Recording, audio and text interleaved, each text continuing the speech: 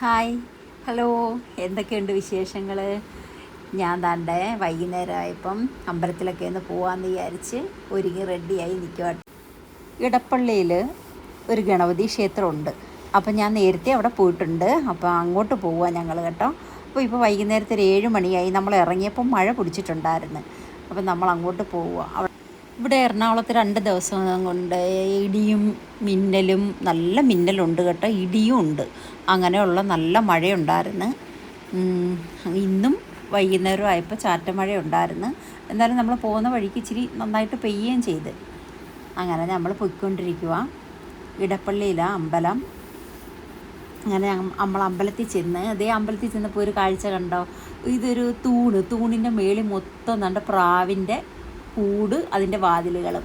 അപ്പോൾ 2 പ്രാവുകൾ ഇരിക്കുന്നുണ്ടോ?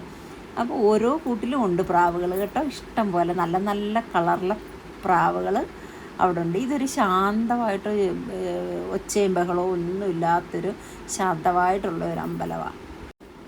നമ്മൾ അമ്പലത്തിൽ കയറി തൊഴുത് ഭഗവാന്റെ തേങ്ങയൊക്കെ അടിച്ചിട്ട് നമ്മൾ തിരിച്ചിറങ്ങിയപ്പം നമുക്ക് ദാണ്ട ഉണ്ണിയപ്പം വഴിപാടായിട്ടുള്ളത് നമുക്ക് തന്ന്, എന്നിട്ട് ഭഗവാനിട്ട ഒരു നാരങ്ങാമാല എനിക്ക് തന്നിട്ടുണ്ടായിരുന്നു.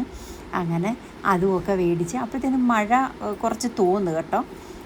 കഴിഞ്ഞ പ്രാവശ്യം പോയപ്പോഴും നല്ല മഴയുണ്ടായിരുന്നു. നല്ലൊരു ശാന്തമായിട്ടുള്ളൊരു അന്തരീക്ഷമാണ് ഭഗവാന്റെ അമ്പലത്തിൽ. അങ്ങനെ ഇച്ചിരി നേരമൊക്കെ അവിടെ നിന്നിട്ട് ഞങ്ങൾ അവിടെ നിന്ന് തിരിച്ച് കേട്ടോ. ഇനി നമ്മൾ ഫ്ലാറ്റിലോട്ട് തിരിച്ചു പോവുക.